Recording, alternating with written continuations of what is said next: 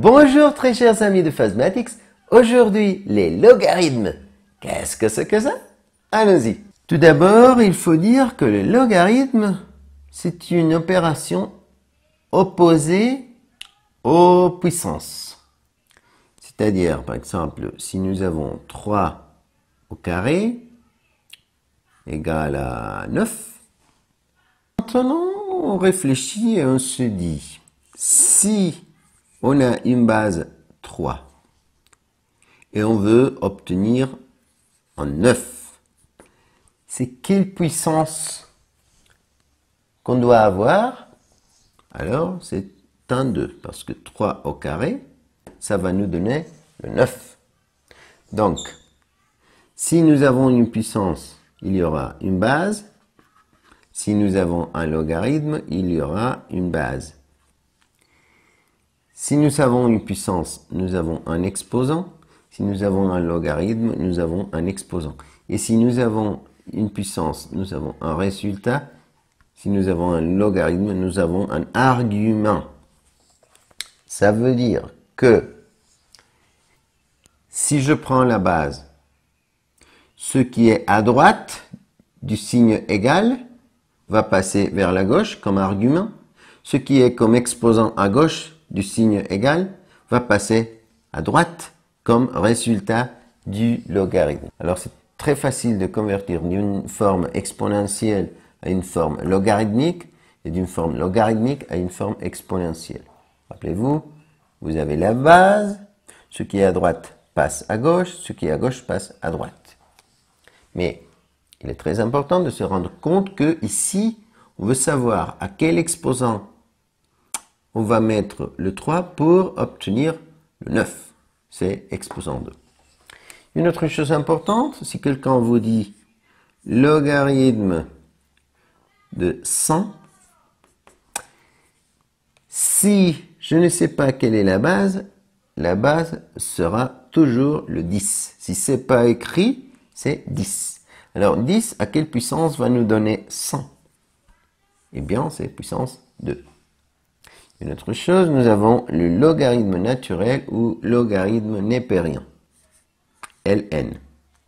Par exemple, si j'ai Ln de x, quelle est la base ici? La base, eh bien, c'est un nombre avec une valeur de 2,71, 82, 8, etc., etc., etc. C'est comme pi, un nombre irrationnel. Les décimaux ne finissent jamais.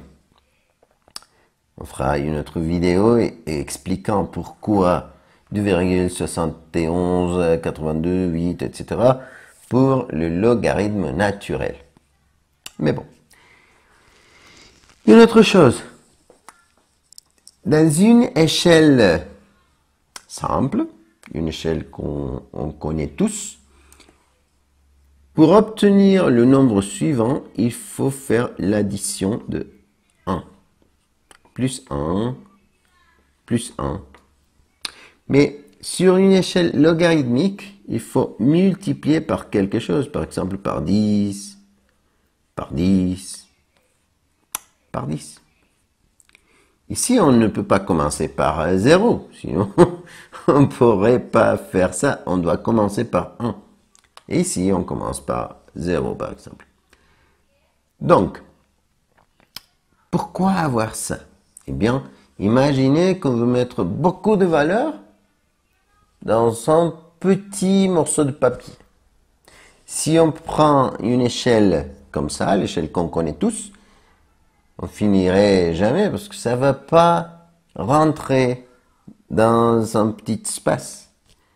Mais si j'utilise une échelle logarithmique, c'est très intelligent. Par exemple, M. Richter a mis tous les tremblements de terre dans un tout petit morceau de papier parce que il a utilisé une échelle logarithmique.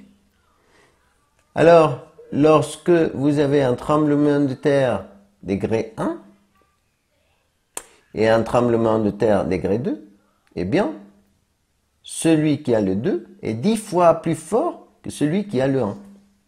C'est pour ça que c'est pas très simple de dire « Ah, la dernière fois, c'était un tremblement de terre niveau 7 Et maintenant, au niveau 8, oui, c'est 10 fois plus fort.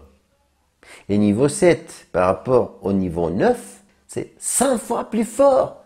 Ça veut dire que tout va tomber par terre. C'est une échelle logarithmique. Et il y a une autre chose intéressante. Dans l'Antiquité, les scientifiques devaient calculer, par exemple, 10 fois 100. Ça nous donne 1000. Ce sont des nombres qui peuvent devenir énormes. Si on change d'échelle, on peut dire au lieu de 10, 10 puissance 1 plus 10 puissance 2, c'est 10 puissance 3. C'est beaucoup plus facile de faire l'addition de 1 plus 2, 3, que de faire 10 fois 100, 1000. Alors, c'était un outil très intéressant avec certaines propriétés pour changer d'échelle et pour faire les calculs beaucoup plus vite. Il y a beaucoup de choses à dire par rapport au logarithme, mais c'est une petite introduction pour ce qu'on va voir après. Merci beaucoup de votre attention et à une prochaine vidéo. Au revoir.